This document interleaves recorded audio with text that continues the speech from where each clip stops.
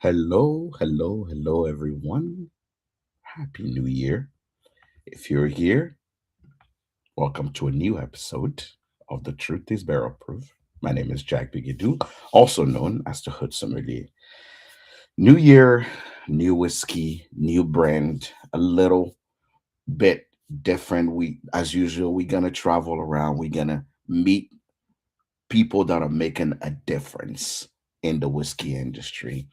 But this year is a little different, right? This episode here also is a little different. We have a multi a distillery showing up here, right? Two names that you may have heard of if you've been drinking whiskey for a while, but I feel like one of them never gets the credit that it deserves. The first name here, Glen Scotia. If you've been drinking whiskey for a while, you've probably seen Glen Scotia or seen I've seen it somewhere on a shelf. But we get to dive more and know more about the distillery. So next time you're going and picking out a bottle of Glen Scotia, you know exactly why. The other brand is Loch Lomond. And Loch Lomond for me has been always been one of those brands that I never actually got the opportunity to dive in till I got a chance to talk to the brand. And I'm like, oh, this is fantastic. Why doesn't it get the credit that it deserves? But I couldn't just go on and talk about Scotch, talk about these brand if I don't bring the expert himself to come talk to me. His name is Gary Mills, and Gary is the brand ambassador for both of those brands. So we get a twofer today for the price of one. So I'm excited to bring Gary on to introduce him. I'm excited for you guys to learn more about Glen Scotia and Loch Lomond, and hopefully, next time you go and pick up a bottle, you know exactly more about it. Ladies and gentlemen, let's welcome Gary to the show. Gary, welcome to The Truth is Barrel Proof. Thank you very much, Jack. Thanks for having me on, man. I really appreciate it. Happy New Year to you, sir. Happy New Year. As happy as it can get. Listen, I've got four Scotches poured in front of me. I don't get much happier than this, my friend. Hey, you know what? You definitely get my vote of confidence when you have four scotch in front of you. Conversation is always much better. Absolutely. Absolutely. So, for people that don't know who you are, Mr. Gary, tell Yeah. us a little bit, who are you and what do you do in the spirit industry? So, I'm Gary Mills, and I am the global brand ambassador for the Loch Lomond Group. So, the Loch Lomond Group covers Loch Lomond Distillery, Glen Scotia Distillery in Campbeltown, and also Little Mill as well. So I get a three for instance, not even just a two for. Yeah, I have been with the Loch Lomond Group for almost 11 years now. Pretty much at the kind of start of the journey. yeah. It's been my only job in whiskey. So it's been So you do it well then. yeah, it's been it was a steep learning curve, but I love it. I Yeah. absolutely love it, and I think having the breadth of brands and the whiskies that we've got just keeps it interesting. Do you know what I mean? Every day, I'm still learning stuff about the distilleries, which is just madness. Yeah. Yeah.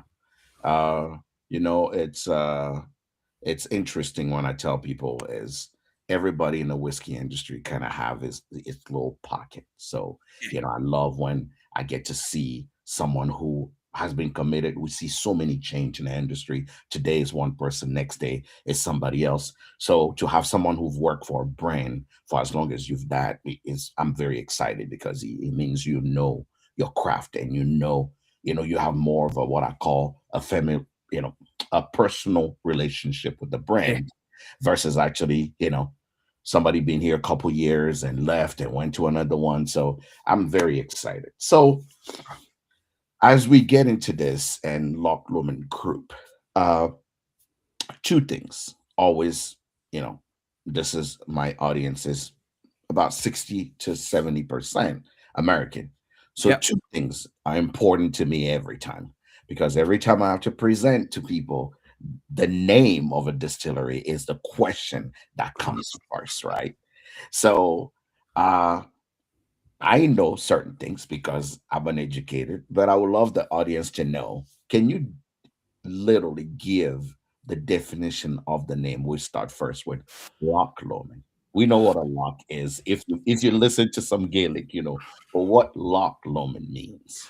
Yeah, so it literally means Lake Lomond. Loch is just the Scottish word that we came up with just to make it really difficult for everybody else to say. For everyone. So Like we the thought pronunciation is Loch Lomond. Loch, Yeah, which is you not gotta easy you to gotta get bring all down. that phlegm up. If you have Correct. a Yeah, flu, this is the perfect time to pronounce I it. was going to say this Loch. time of year, perfect.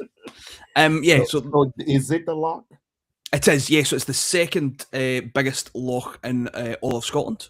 Okay. It is the deepest, and it's the largest by surface area. Loch Ness is the only bigger loch. It's massive. It's got 28 islands or small islets on it. Some of them large enough to have houses, hotels, etc. Okay. Yeah, and we're very fortunate to be named after one of the most famous lochs in all of Scotland. It's a real wonderful thing to have. Absolutely. I love that. I love that. I think is one of those things that you almost may never forget. No, exactly, Jack, exactly. And I think the one of the things I love the most about Scotland, and it's so underappreciated by those of us that live here, I think, is that so Loch Lomond is part of the Lomond and Trossachs National Park, biggest national park in Scotland. Stunning scenery, all sorts of things you can see it within this national park.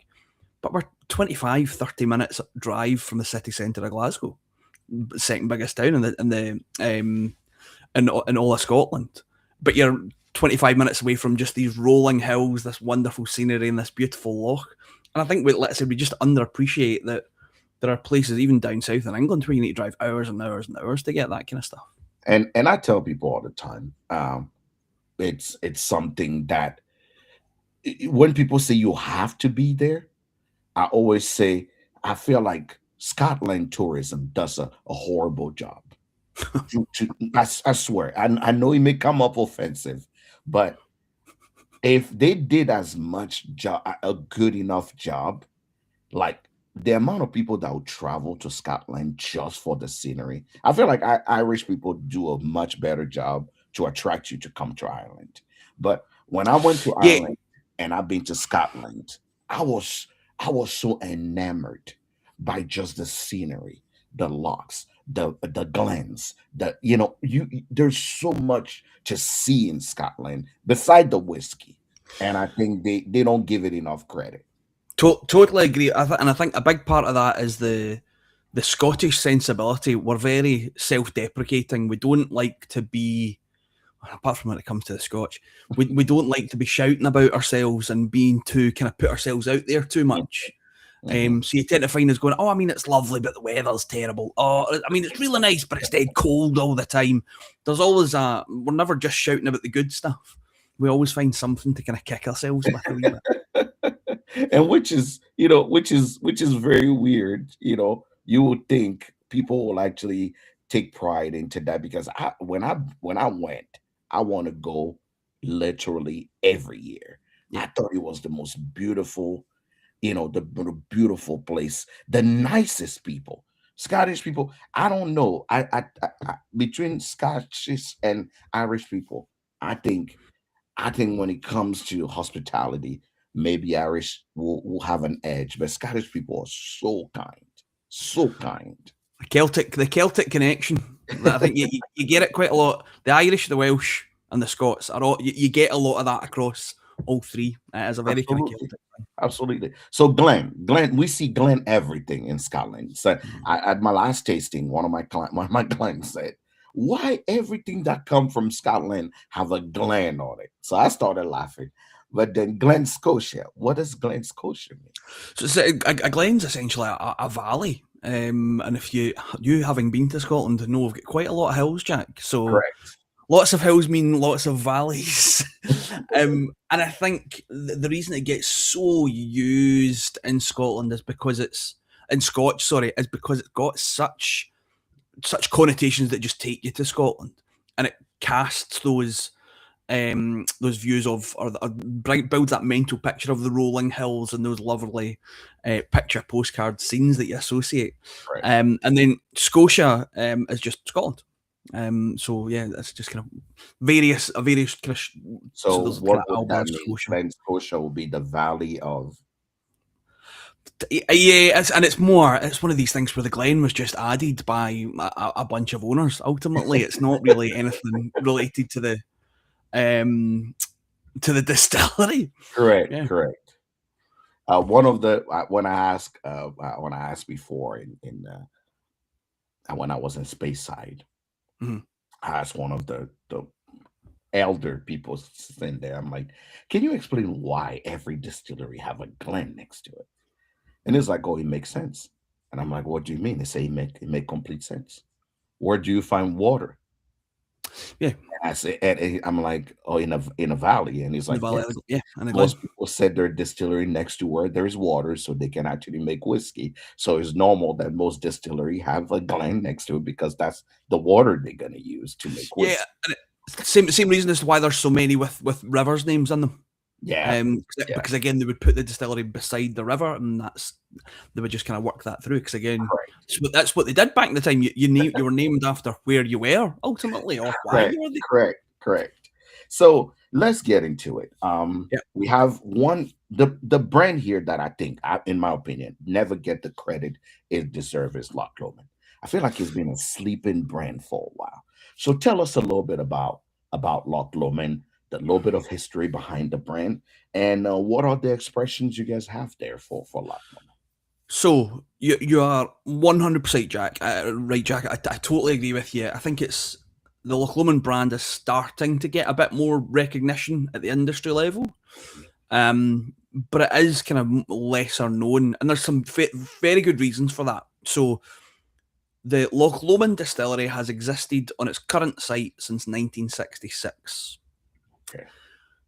But we've only really been bottling the single malts that we have now, as everybody is hopefully seeing out in the market, for 6, 7 years. Hmm. So it's a distillery and a brand with a significant chunk of history. We'll be 60 this year. Well, there's technically Loch Lomond history, whiskey history dating back to the early 1800s, but the current site has been about for 60 years. But for the first 50 odd years or so, the site was really focused on blended Scotch.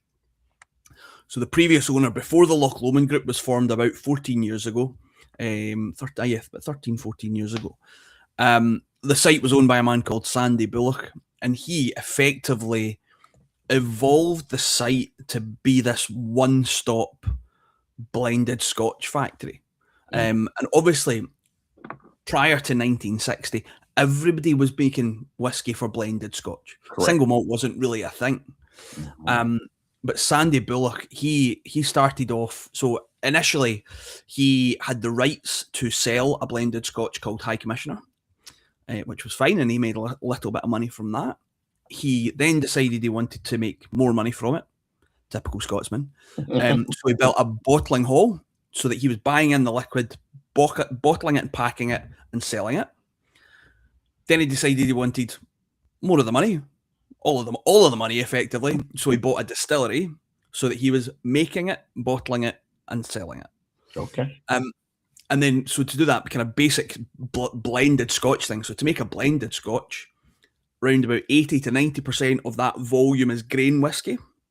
And then you need to buy or bring in various malts to add different flavours and build that character, build that depth into your blend. Unless you are Diageo or Pernod, you need to buy malts from other distilleries. And you are reliant on buying malt and grain, realistically, from other distilleries. Sandy Bullock didn't want to do that either. So he bought this wonderful distillery and evolved it to be able to make, ultimately, any regional style of Scotch in this one building. And grain whiskey, built a grain distillery. So we're the only distillery in Scotland that can do grain and malt on the same site. Wow. So we're the only distillery in Scotland that can do a distillery named blend. So the only regional style of Scotch that we can't make at Loch Lomond is Campbeltown, because we're not in Campbeltown, and Campbeltown stills are quite small, quite short, squat. So that's ultimately why Sandy Bullock bought Glen, Scotia. So he had access to the Campbeltown spirit from Glen, Scotia, and he made everything else himself. Okay. Um, and that's what he did. He just focused on his blended Scotch. He still made and sold some other spirits to other people to bottle as they were doing, but he didn't really have an interest in single malt. And that's where the Loch Lomond group came in. So it's a group of private individuals that all had spirits and tobacco background, and they saw that opportunity to get all these malts that were sitting in casks. We've got 28 warehouses at Loch Lomond. Wow. They were all almost full to the brim of malts. So the opportunity was to come in, get them out of these warehouses, get them into bottle, and get them out into the market. So that's the journey we've been on for those last kind of 10, 11 years, and it's taken us a good while to get it right and get that offering right. But I feel like we're getting to a really, really good place, and we're producing a wonderful array of spirits with an identifiable style that is starting to pick up some good, really strong awards and start, like I said, start to get some recognition. So you have multiple expressions coming out of multiple is an understatement. So as of now, it seemed like we have the 12, 15, 18 for the Loch Lomond. Is that right? Yeah. So there's the kind of the absolute core of the brand for me. So I would say is Loch Lomond Original, it's a non-age statement. We then go to the Loch Lomond 12, which is the absolute kind of that's the hero for me. That's the if somebody says to me, "What do Loch Lomond whiskies taste like?" That's what I pour. That's the portfolio. Yeah. Correct. Yeah. Exactly. And then the Loch Lomond 18. Okay. That's the real heart of the brand for me in terms of flavor profile. We've then got a couple of we actually have 3 12-year-old expressions. Really? Well, yeah. Which really showcase the breadth of the distillery and the spirits that we can create, but they're not in every market. Okay, and that makes sense. Yeah, it's the US. I appreciate most of your audience is US based, so that's the focus in the US is that original 12 and 18 as well. Correct. So like I said, it's a very distinctive, clear flavor profile. Introducing the 212s, we will get there. Okay. But yeah, that's I've seen the 12 almost on every shelf in the US. Yeah. And the 18 is the one I don't see often, but I've again never had it. We're in a very fortunate position in that we're blessed with enough liquid, and we're blessed with a kind of a strong kind of director team, kind of exec team that really want to see us drive the brand on. And a big part of that has been pricing. We've got to be an approachable price point for people to pick up a bottle, want to open it and drink it. Like there's no use in that bottle sitting on your shelf for 6 months. I want you opening it, drinking it, and coming back from opening and drinking. So speaking of opening and drinking it, before I get into it, because obviously I'm privileged here. I had a chance to have the Loch Lomond 18 in front of me. This is going to be my first time having the 18, believe it or not.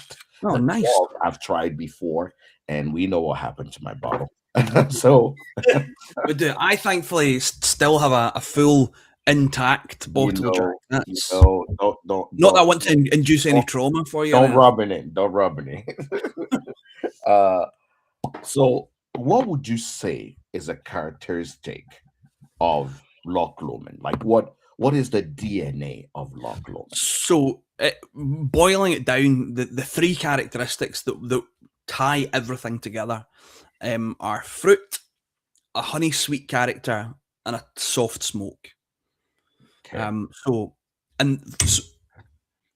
this, so are you going to start with the 18?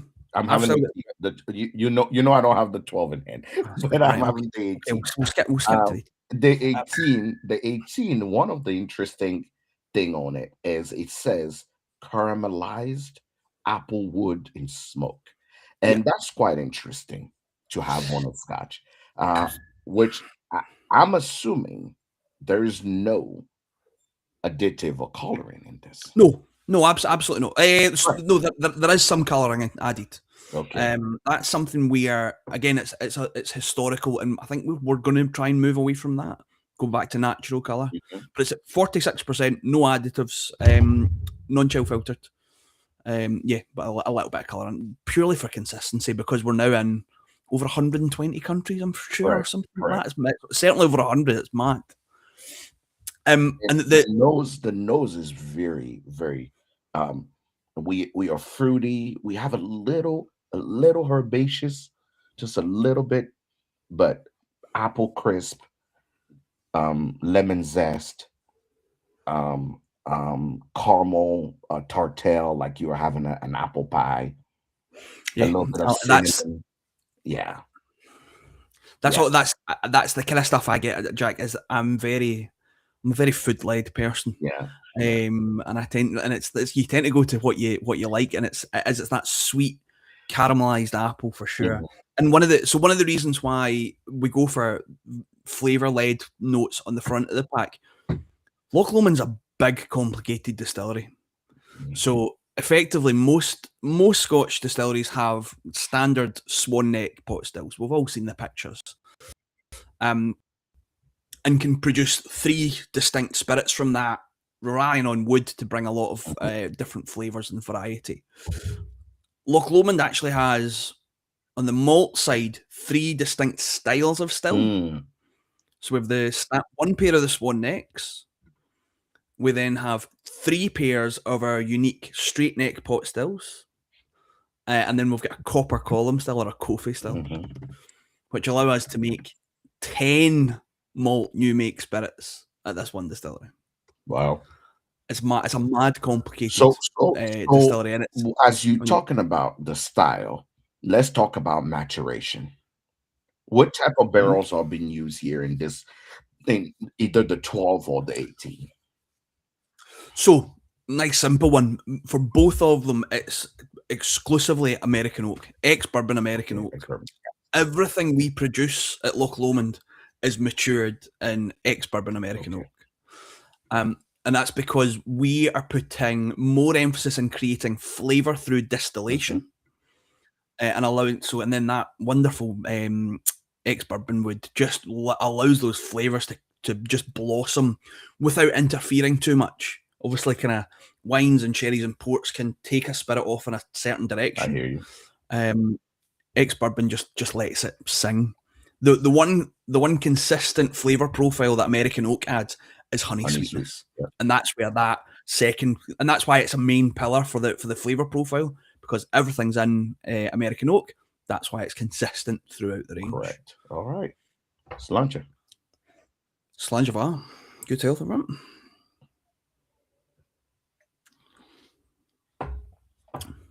So undeniably, I get wood first. Do you know what I mean? It's been in there for 18 months, but it's not overpowering. Like as it lifts, then you start to get that wonderful, just baked apple. It's got just, I can almost taste that crispy, melted brown sugar on top, candied sweetness, bit of honey as well on top, and then that just gentle soft smoke coming through at the tail end.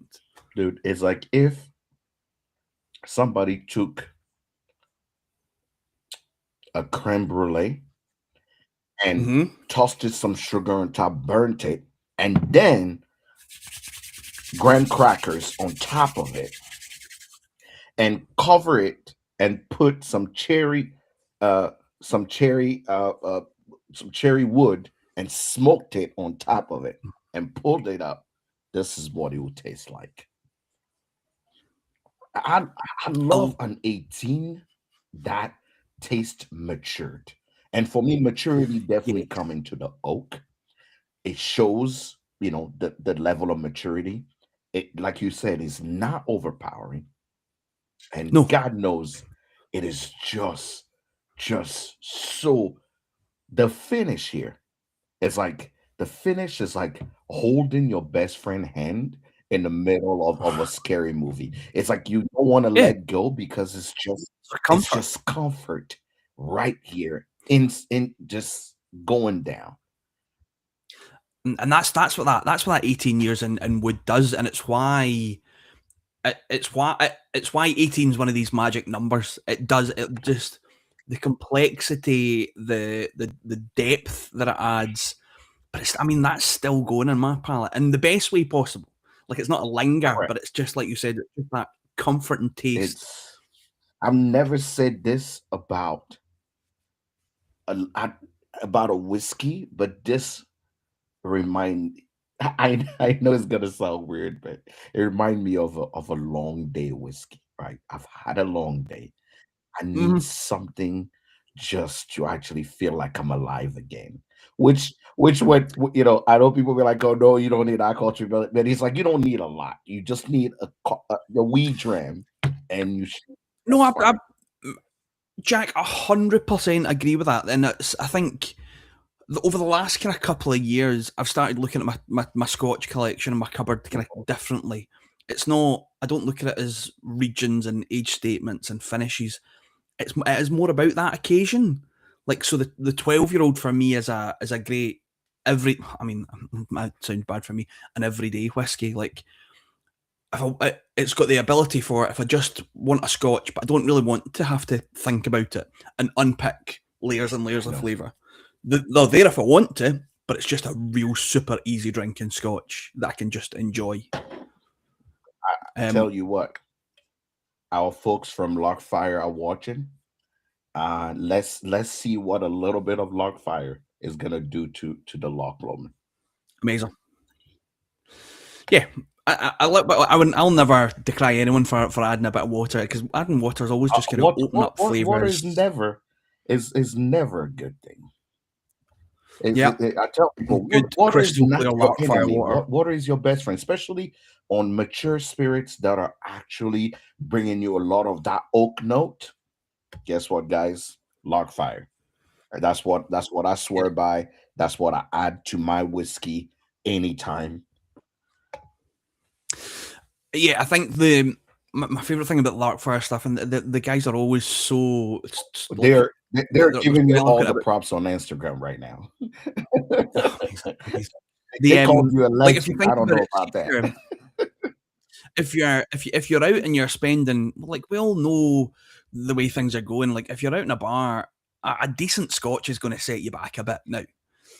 And I absolutely still say folks should do it. But if you want to add a bit of water, are you going to use the tap water from the bar? No, thank you. Like, why waste that Scotch with the whatever comes out of that tap? Dude, and that's where you want that super clear, water, like adding this stuff. And water that's right now, what it did is those oaky note went back, and now that drizzling honey, sweet honeycomb is coming right up.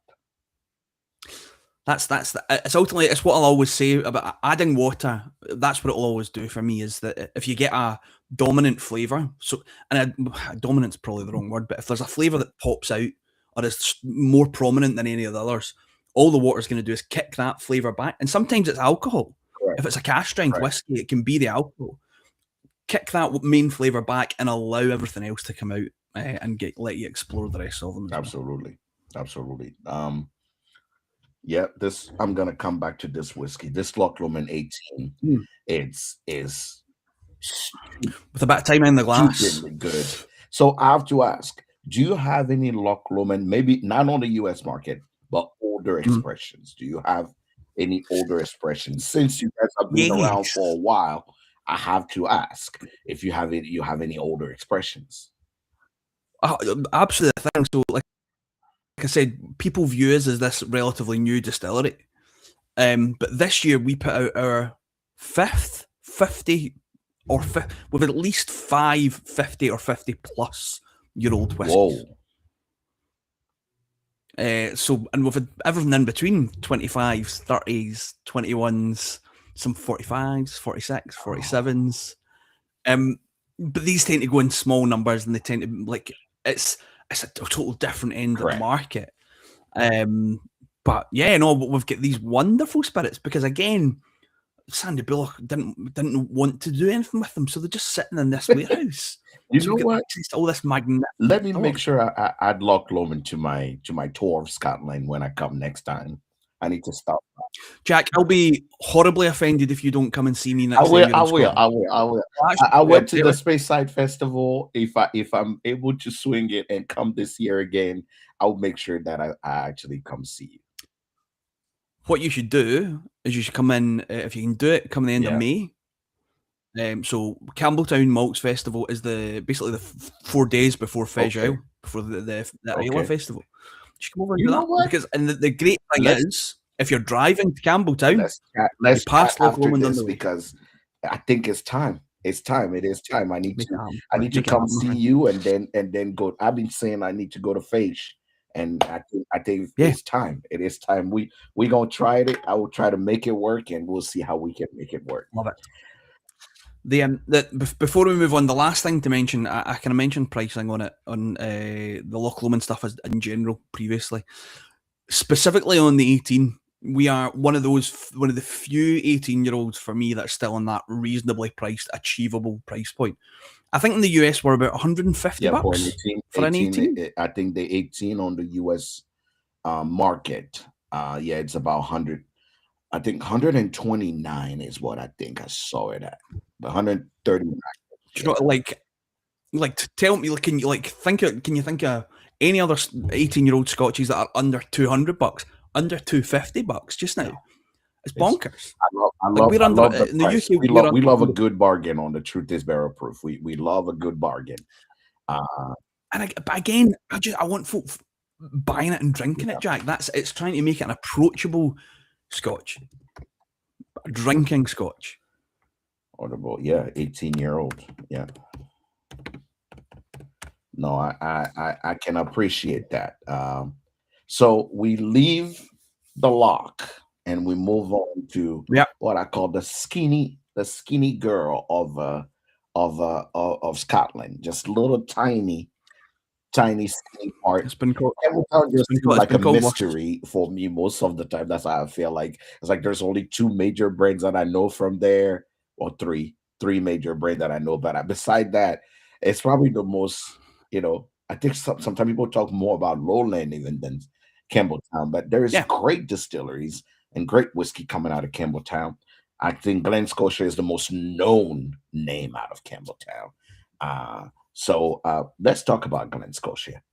Tell us a little bit how that came about. So, Campbeltown, honestly, I've got such a soft spot for Campbeltown.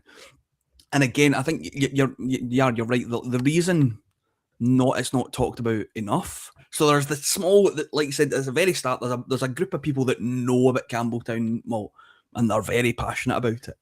But not everybody else it's not as well known, and it's because the distilleries that are there, excuse me, are independently owned. We're not owned by the big boys. So to the point when you walk through, travel retail is a great example. You walk through the airports and there's these big fancy travel retail displays.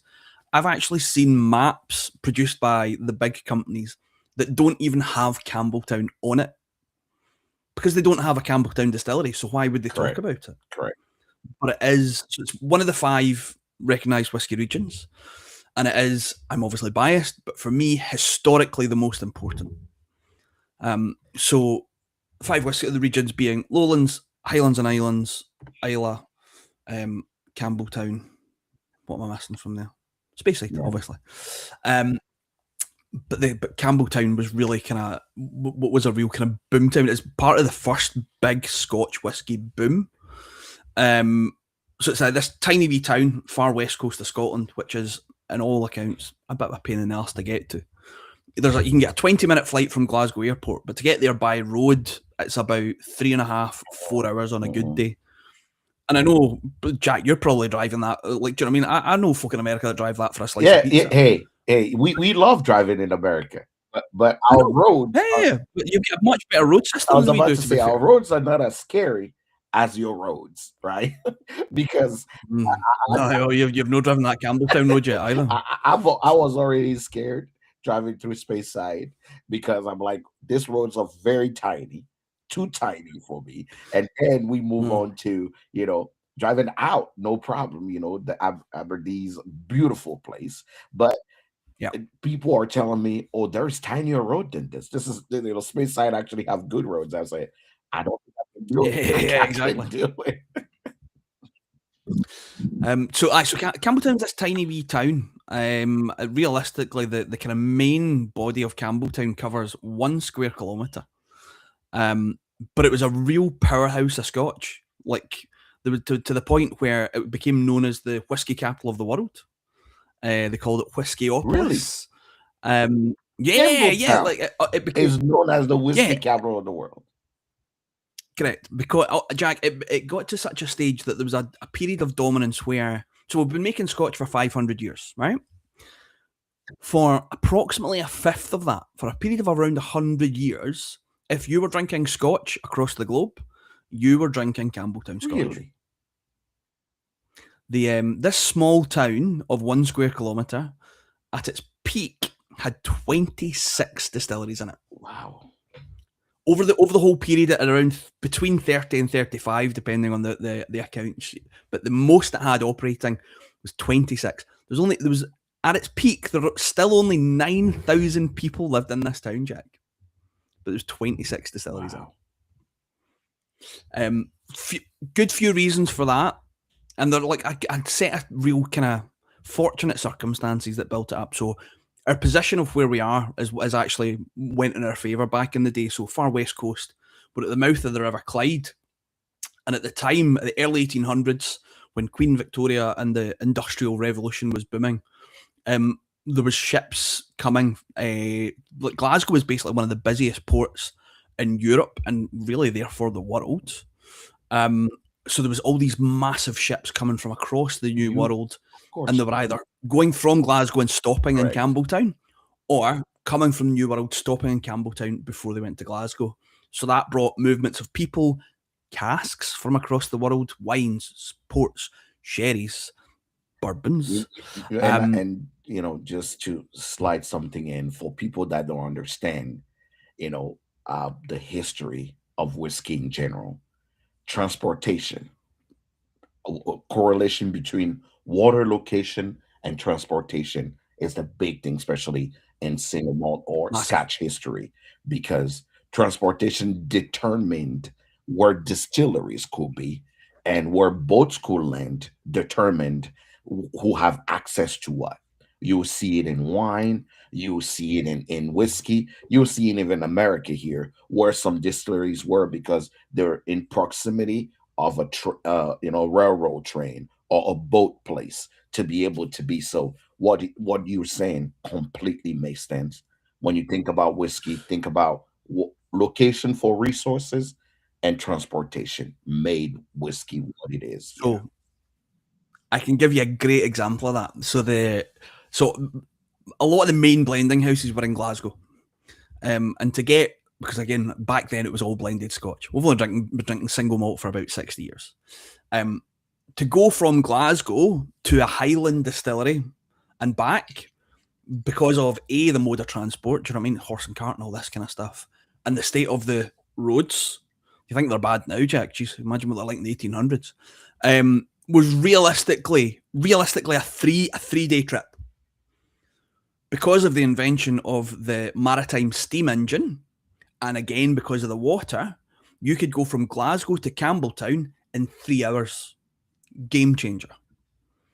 Then you look at, again to your other point, because we're on this big long green peninsula, rolling fields, plenty of space to grow local barley or whatever we were using, what was ever being used at the time. The Duke of Argyll created a loch exclusively for distilleries.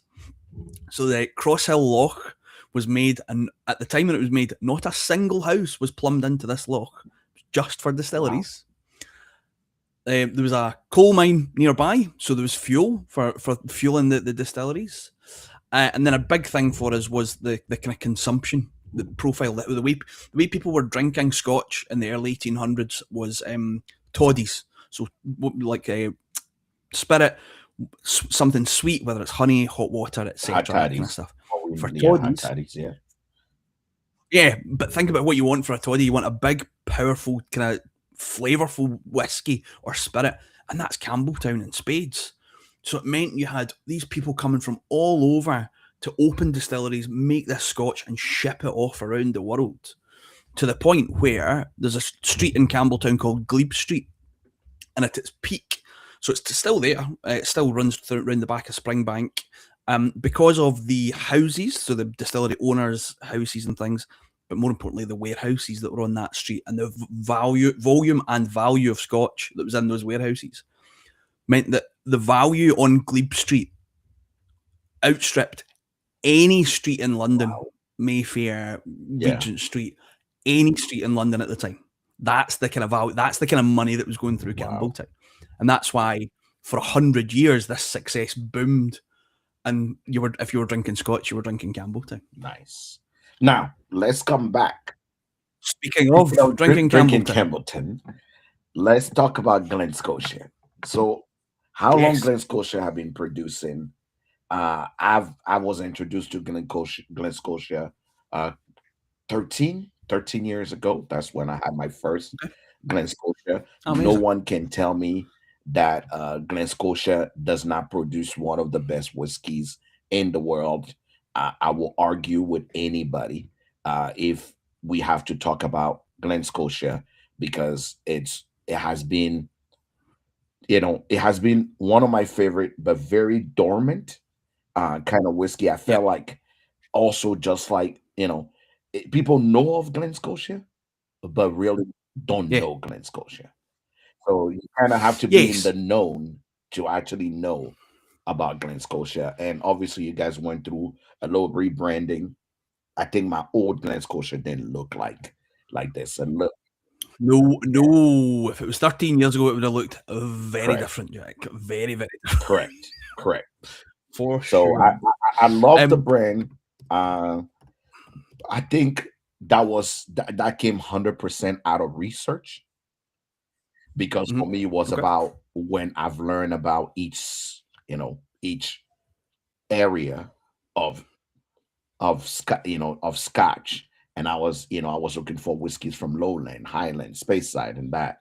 When I got into Campbeltown, the only distillery that was popping up was Glen Scotia. So that was my introduction to Glen Scotia as a brand. But tell us a little bit about it. Yeah, so I'll circle back to kind of the downfall in a wee minute, but just to give everybody a bit of perspective, 26 distilleries was the peak. We went all the way down to only having 2. And those 2 were Glen Scotia and Springbank. We're now at 3, with another 3 in with planning permission and being built and being commissioned. But you're right, like the Campbeltown spirit went out of fashion. It meant productions dropped, which meant volumes dropped, which meant it became very, very difficult to find. But it's still got this very distinct regional style to it. Have you got the 10? I have the 10. Do you have the 10 in front of me? What have you got? So I've got the 10 and the 15. Yeah, I have the 15. I'm trying to get fancy today, so I'm even going to skip the 10 for people, and go to the 15, because I feel I have a mood of being aged today. I'm very much so. Jack, this is Glen Scotia 10. I'm loving it. And we have the 15 right here. And the 15 for me, first of all, is because of the ABV. Really love the ABV of the 15. Yeah. It's 46% ABV, 15 years old.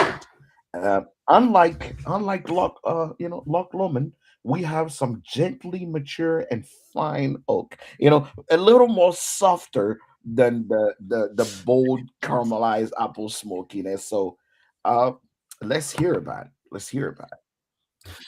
So, again, it's a great choice, because I am often heard of describing the Glen Scotia 15 whiskey as Campbeltown in a glass. When I think about Campbeltown whiskies and everything I want it to be, it's all in there for me.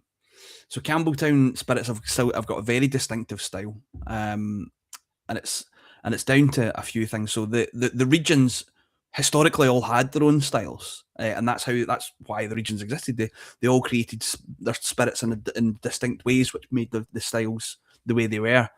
But I mean, there's now nearly 200 distilleries in Scotland. We're not quite there yet. But when you think of Speyside, so if you start off with this kind of small, compact centre that everybody's making this one style, but as more and more distilleries open, so say if you were to open a distillery tomorrow in Speyside, and you said, I'm going to make Speyside whiskey. Other than it being very light, very easy to drink, that doesn't really tell you much about the whiskey itself. And it's because as each distillery has opened, they've tried to differentiate themselves from the rest. They've done something a little bit different to everyone else, which is absolutely understandable, to give them that unique selling point, to give them that point of difference. But as more and more open and more move away from that quarter, you almost lose that central identity. But because Glen, Scotia and Springbank were the only two distilleries left, because there wasn't really that much demand for the spirit, there was no need for them to change the process. They didn't need to modernise, maximise production, all of that. So pretty much genuinely some of the kit is hundreds of years old. We just last year replaced our mash tun, which was well over 100 years old, cast iron Victorian mash tun. And you guys do have an expression called the Victorian too.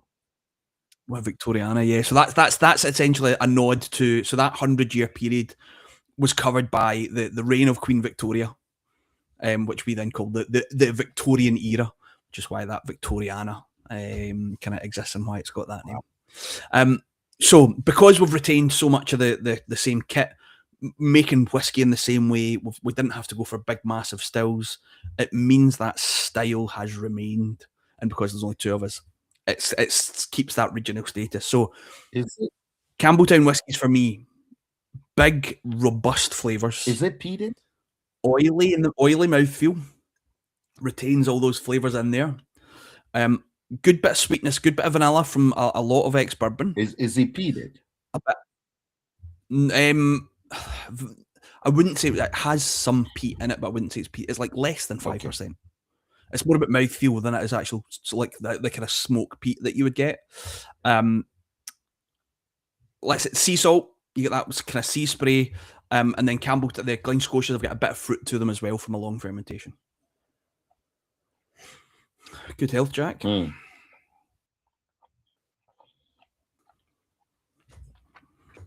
Man,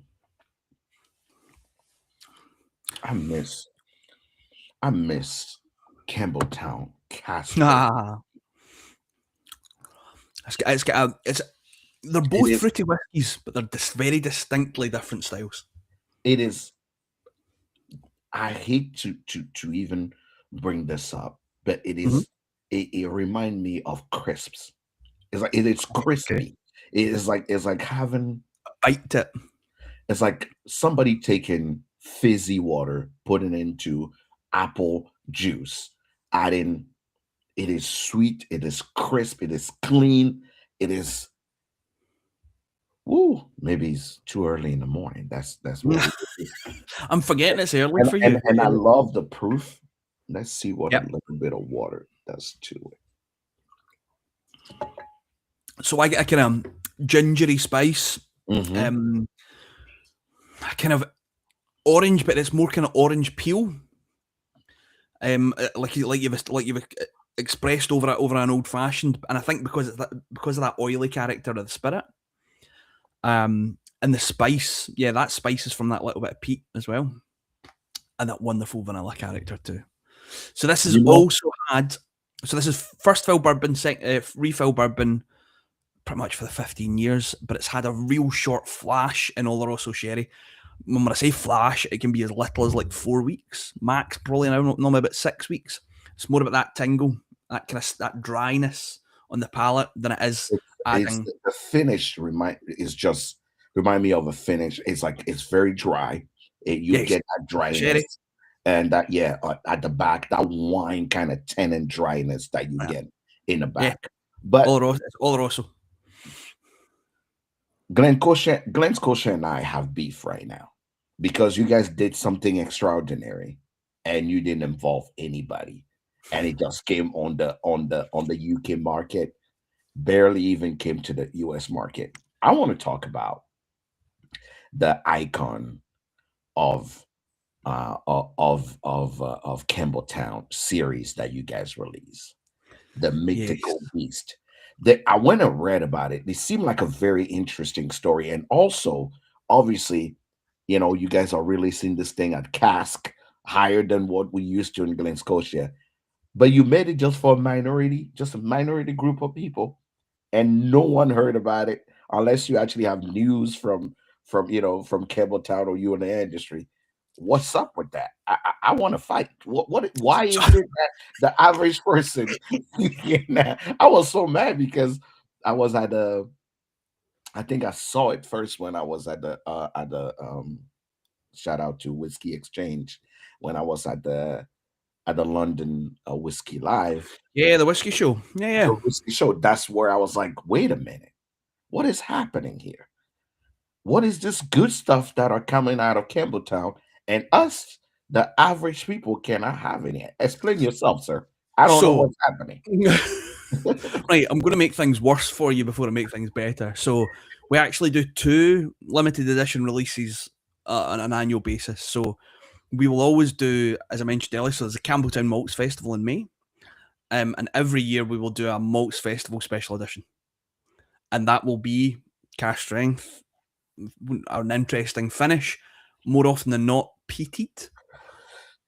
God Yes. bless you. Natural colour, all the kind of stuff you want. And then second half of the year, we'll then do our Campbelltown, our Icons of Campbelltown is the current series that we're going through.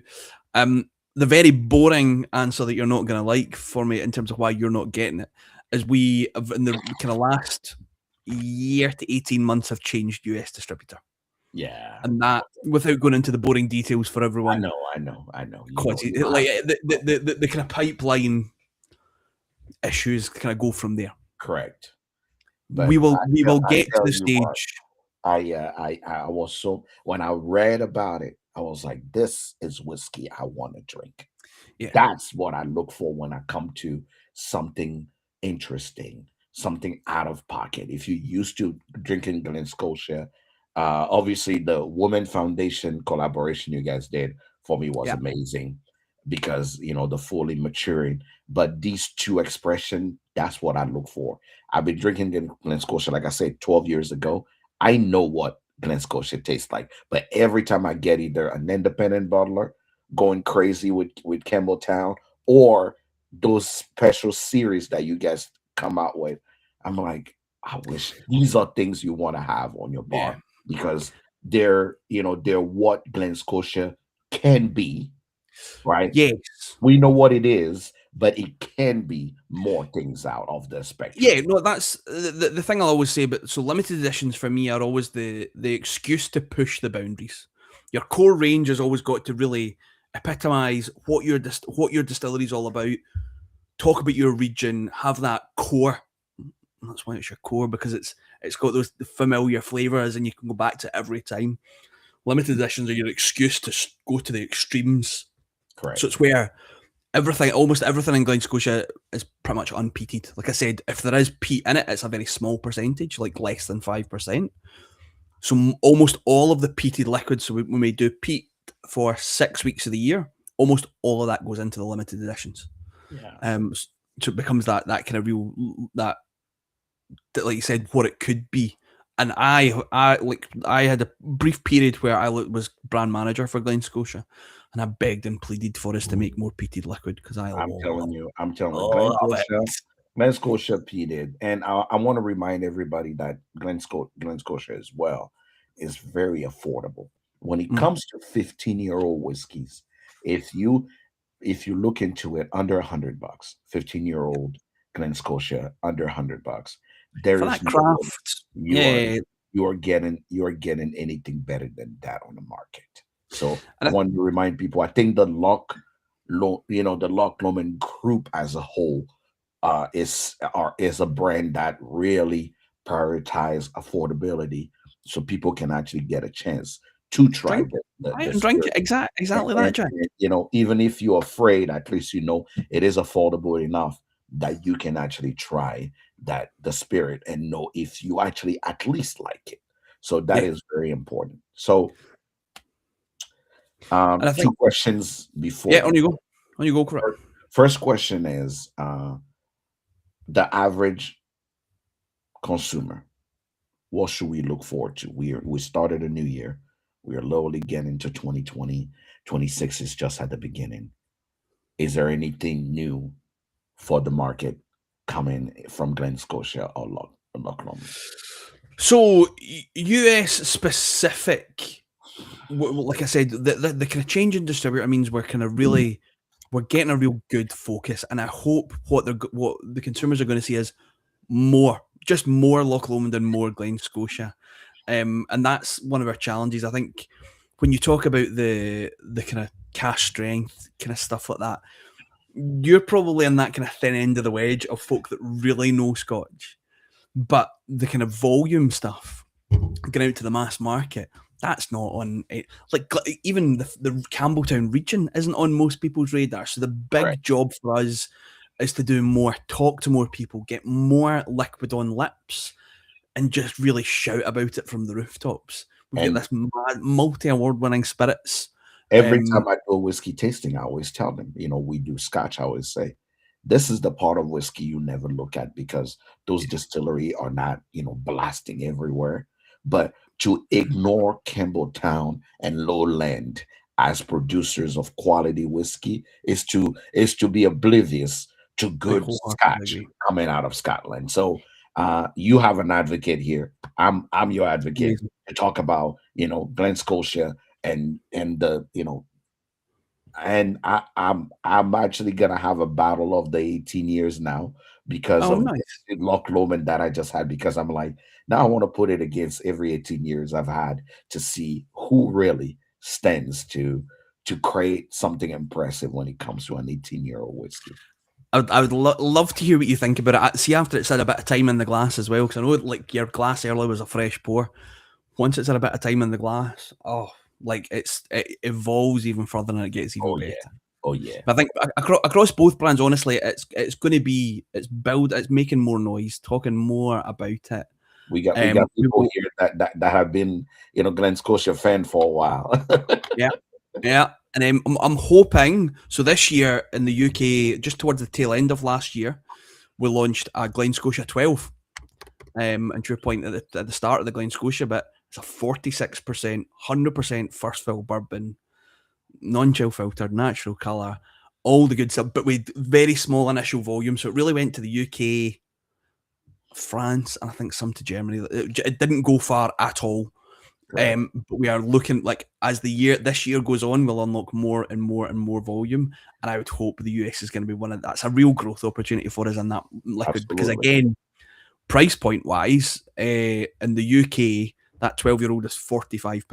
So that's Correct. what, Correct. $55 for you, $60? Yeah. No, not even. I don't think.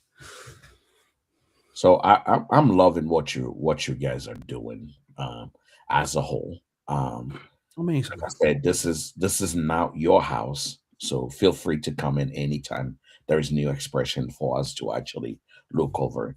You're now part of the family. So this Amazing. podcast is, Thank is yours to you very be much, on. man. The last word from you, what would you want the average consumer to consider as they're getting into this new year and trying to pick up new bottles? What will be your advice from coming from someone who have seen, I would say come from brands that are not usually blasted out there, but at least, Yep. are kind of hidden on the shelf or just sitting there? What will be your advice for those people that are maybe afraid because they don't know the brand or you know, I haven't seen it out there or just watching this for the first time? What will be your advice to them so they can become fans like me of what Loch Lomond and Glen Scotia is doing on the market? Um, dead simple. Like it's go to your local bar, talk to your barman. If there's a whiskey show in your area, go to the show, spend some time, ask some questions. I think there's often a lot of times where people think Scotch and whiskey overall can be quite overwhelming because There are times where people go into the minutiae of details of fermentation times and all this kind of stuff, and there's a fear of what if I do it wrong, or what if I drink it wrong, or what if I say the wrong thing. We don't care about that. Ask questions. Ask us about it, and if you see something that you've not seen before, and then on the back bar, what's that? Yeah. Can I try it? Mm-hmm. But just buy a dram. You don't need to commit to a whole bottle for these things. And if if you're in a good bar, they'll know a wee bit about it. They'll be able to tell you a story or two. And if it sparks you, that stories is part of Scotch as well. Correct. The liquid obviously is a big part of it. Correct. Of course it is. But there's a story behind every dram. Correct. I agree. Ask questions. Go explore would be my thing. And you will get, I would think, across this year, you will see better value coming. So go for it. Get out there. Drink your whiskey, Scotch, bourbon, rye. Give it all a go. And it's fine if you don't like it, as long as you try it. Ladies and gentlemen, you heard it from the man himself. His name is Gary. When it comes to Loch Lomond and Glen, Scotia, this is the man that can tell you everything you need to know. Remember, you can follow Glen, Scotia and Loch Lomond on all your social media. Just go Glen, Scotia, GLENSOTEA, Glen, Scotia. Probably one of the most known brand. And Loch Lomond, Loch CLOCH, Lomond LOMOND, Loch Lomond. You can follow them on social media. Don't bother Gary, but you can find Gary Mills also. No, you can bother me. You can bother me. You'll find me on most platforms. Platform you look up Gary Mills, you will find him on most platform. He'll be more than happy to answer your question. And if you have any questions after this air out on your favorite podcast, make sure you reach out to us directly on the host sommelier. Also, the Truth is Barrel Proof Network. Thank you so much for spending time with us, for spending time with the audience.